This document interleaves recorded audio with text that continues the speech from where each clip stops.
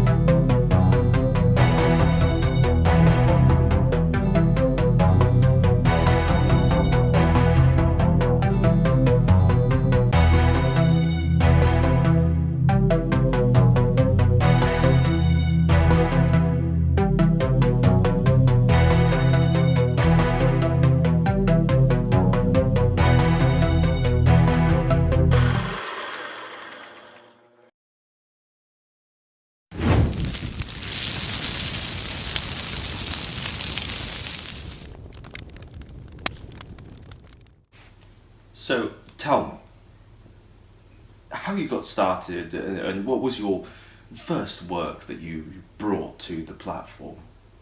Well, you see, I wanted to tell a unique story, one that had never really been told before. One that had never been told before. Oblivion is 15 years old. You see, not the way I told it. You see, most people tell a story of, an epic hero fighting against the odds to come out on top. And you didn't tell that story.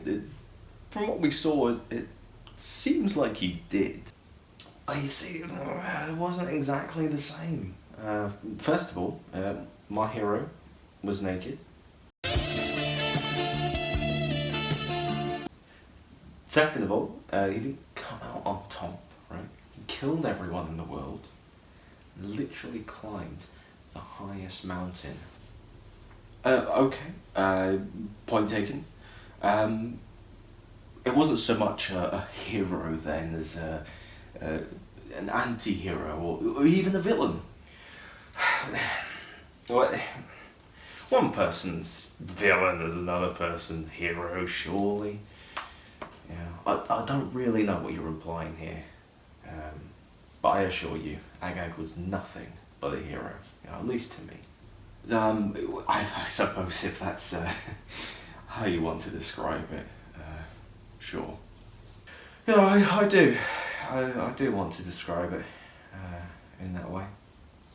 Let's move on to the next era of your story, shall we? Your time in Los Santos, that was marred with strife, is that right? That's pretty much right. Lots of strife. That's how it goes sometimes. Unfortunately, I was stuck with having to deal with various issues in the city, including whale rain, if you can believe it. Whale rain, as in it rains whales. Yeah. Yeah. I know it's hard to believe, but one landed on my car. Complete write-off. Who voted for that?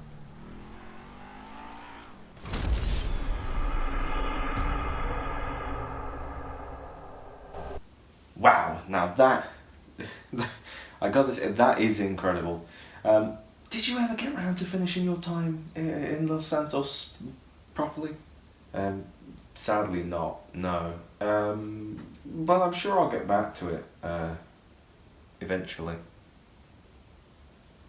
I will say though, I spent a good long time in and out of hospitals and other medical facilities during my stay.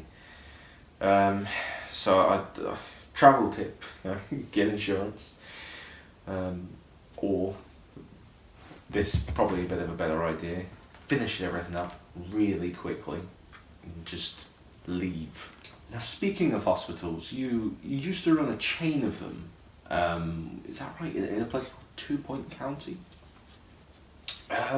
Yeah, that's spot on actually. I was in medical school at the time, but I had admin skills that were probably better used.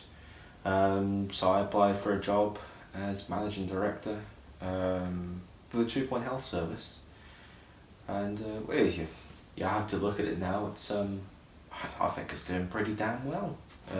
Wildly successful, some might say. We decided to investigate the claims of how successful his hospitals actually were by interviewing one of his former staff members. Well, he wasn't wrong per se in saying he was successful, but the metrics were never how many people can we cure. It was always how many awards can we win, or how much of a markup can we get away with. The whole time he was charging 2 Point County an absolute fortune. Now, there's claims of gambling happening and occurring in amongst the hospital staff, is that right? Yeah. He would gather everyone around the envelope from the National Medical Awards and take bets to see if we won any silver scalpels that year. And if we hadn't, he would work us even harder the next year. It was a brutal work environment. We've heard even more worrying claims that some staff actually had their names forcibly changed when they came onto the workforce. Yeah, we'd all pulled doubloons together to name the staff the silliest of things. I got involved a few times. I regret it now, but it's just how things were at the time. The former staff member has since lost their license. Investigators told us that the license had been written in red crayon, signed off by Dredd himself. Well, yeah, see, I have no recollection of any of that. If it happened in my hospitals, I'm sure I would have known about it. So, nothing like that happened. Not that I remember, no. And what we've got to ask, what made you leave 2 Point County in such a hurry? You see, I finally got the, we were saying medical degree, I finally got it from STGL State Tech Academy. Brilliant school, going mad crabs. And wanted to really, get my hands in there and actually treat the patients. And how did that go? Now you see, I was actually that good at my job. They were amazed. But I managed to finish the entire backlog of surgery in the region. They were, blown away by it. The reports of you tearing limbs off instead of using precise medical equipment aren't true. I'm starting to feel like this isn't the puff piece that you said it would be. So, are the reports true? Look, if we have to look into every single time there was a report of me not following the book, frankly, we'd be here all bloody day. And I'm busy with all sorts of business behind the scenes, So you said it was only going to be a short interview, Before this interview, you were asleep. You woke up and ate an entire plate of chicken nuggets and tweeted out some profound nonsense talking about said nuggets. What work is it you're doing here, exactly? No, I'm not. I'm not continuing this line of questioning. You're a guest in my house, and you treat me like this. Accuse me of such things like you ate nuggets before talking to us, so you did war crimes. Or even something silly like you enjoy annoying people. The nerve, honestly. Who are you anyway, huh? Are you from The Hague? We're just trying to get your side of things here. How about this? Why don't we take a break and we'll continue the interview then? Fine. We'll be right back with more Behind the Chaos after these short messages. Buongiorno. Come on down to Dread's Delights and get yourself a fabulous pizza. Hurry though, because the health inspector doesn't know we're still open. Have you ever worked for these companies or organizations? Then you may be entitled to some compensation. I were actually given the wrong type of ladder. I slipped, fell, and broke 6 bones and bruised me taint. I'll never work again. I sued Dread Enterprises and won. I got 63p. Thank you, suedread.com. To find out if you qualify, call our totally free, toll-free number 0800 111 1111 or go online to suedread.com now. Welcome back. We're here with Captain Dread, the man behind the chaos. Coming up is the story behind the Smooth Brain Union, or SBU, as well as Thatcher-era landlording, as well as their journey out west. Don't go anywhere. The SBU. What was the story behind that? I mean, where did it come from, and where did it start? See, I think, if I remember correctly, it started from prior endeavour. I want to say it was some movie company. A movie company? Oh, it's irrelevant, really.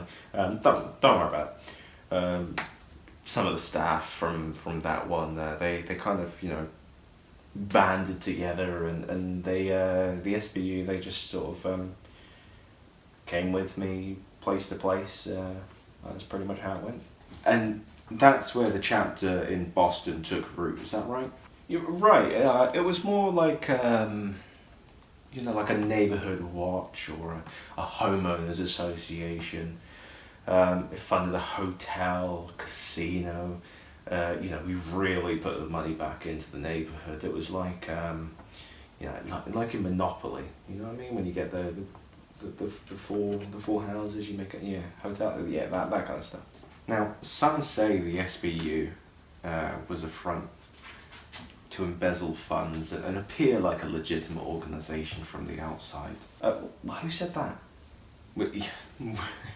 You must understand, we can't reveal our sources. You've got to empathise with that sentiment, surely. As far as I'm aware, you saying that means that those rumours are completely baseless. The SBU Boston chapter, completely transparent. We built that neighbourhood from the ground up. There was nothing but dirt and tin cans before we got there. Well, I'll have to remain impartial on that one. We spoke to one of those inside the SBU during this time. To protect their identity, they will remain anonymous. We were forced into embezzling funds almost straight away. Straight away? Yeah. We formed a union for all the labor violations Dredd had done whilst we worked in his movie studio, but, it's not working out the way we planned it to. We had no idea he had a movie studio and labor violations. Like what? Oh, I mean, like the standard stuff that would make OSHA shit themselves. You got the exposed wires, 64-hour shifts with only a 5-minute break, bamboo canes, sweatshop stuff, just typical standard labor violations.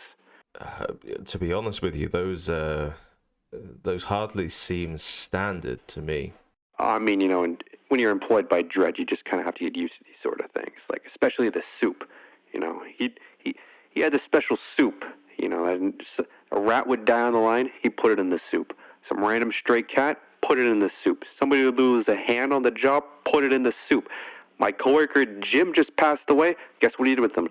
Put him in the soup. And this isn't the first time he's done this, right? He's been doing this for years. He's making money hand over foot. Literally. Like, come on. How haven't you caught this guy yet? Returning back to the questions, what about the embezzling, the casino, the hotel? Tell me more about that. What happened with that? All his idea. Man, he rigged a casino to never pay out. I've lost thousands there. And also on top of that, he forced his way into the union, the bastard. We stood no chance at all. Absolutely none. I've even gotten a paycheck yet. Are you kidding me? It's been 3.5 years. Just on the stupid freaking movie theater. All I want is a paycheck. So something. But nothing. I get jack shit. God damn it. This interview was this employee's only free time during a 57-hour shift. Dredd Enterprises has failed to issue a statement on the allegations of these labor violations. And you said homeowners association earlier. You actually used to landlord back in the day. Is that right? Now you see, landlording is it's not really a term that I would use. Yes, back in the 80s I did used to provide housing for people. In the 80s, aren't you? I know, I look good for my age, don't I? Anyway, I exercised my right to buy in a little lakeside town called Sheffingham. Place forgotten to most, but I really pushed on and got the place looking fit as a fiddle. Got so wealthy providing a vital service to the people of Sheffingham, I started offering courses on how to do what I did. You know what I mean? You offered courses? Courses. On landlording? Providing housing? Yes. Remember, no, not landlord. Providing housing. Now, you were actually on one of those providing housing for smooth brain courses that were operated by Dredd. Is that correct?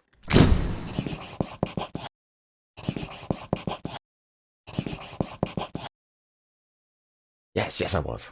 And we're curious. What did you learn on that course? What was the curriculum? Well, I learned everything I know about landlording from that course.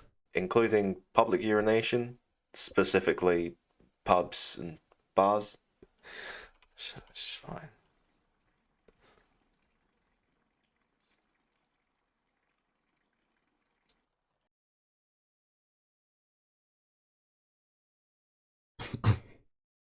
Yes. You actually met your first love in Sheffingham. Is that right? Yeah, that's right. Winston.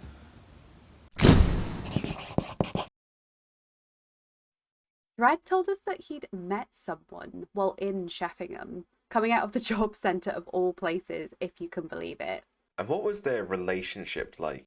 They didn't get on straight away, but Dredd was pretty smitten with Winston from the first time they spoke, I think. How soon was it before they got together and just the lead up to that, really? He didn't tell him until like a year or so later, but I think Winston knew. Dredd didn't hide it very well, to be honest with you. And what do you know about the after,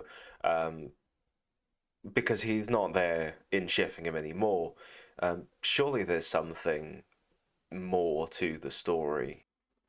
Actually, no, I'm not sure what happened, but I have since heard stories of him leaving the place. All conflicting reports, obviously.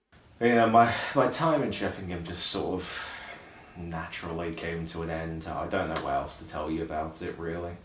And that's when you headed out west. Is that right? Yeah, it was. That was a pretty wild time. What else can you say? It's just how it was, in the 19th and 20th centuries. That's how they were. Hang on, the what centuries? But don't worry about it. We were part of this gang anyway. Robbing banks and making money for some Dutch guy. No idea. He kept talking about some island, Fiji or something. I want to say. I don't know. Anyway, Dutch guy, Fiji. Where is this coming from? Anyway, lots of mischief ensued. I just kind of lost track of time. Past little while, I've not really been doing anything. But, I'm hoping the West is still waiting. So is Los Santos. I think Sheffingham could always do with a visit again. If Winston. And there's so many more adventures that I'm yet to go on. I could do anything now. So many possibilities. Oh, I gotta say thank you. I think we have everything we need. Thank you for your time. Really? Oh, okay. Well, thank you, I guess. And you heard it straight from the horse's mouth. The one known as Captain Dread will be coming back. Whether that's a good or bad thing depends entirely on your outlook. All we know is we look behind the curtain of chaos. We're not entirely sure what we found.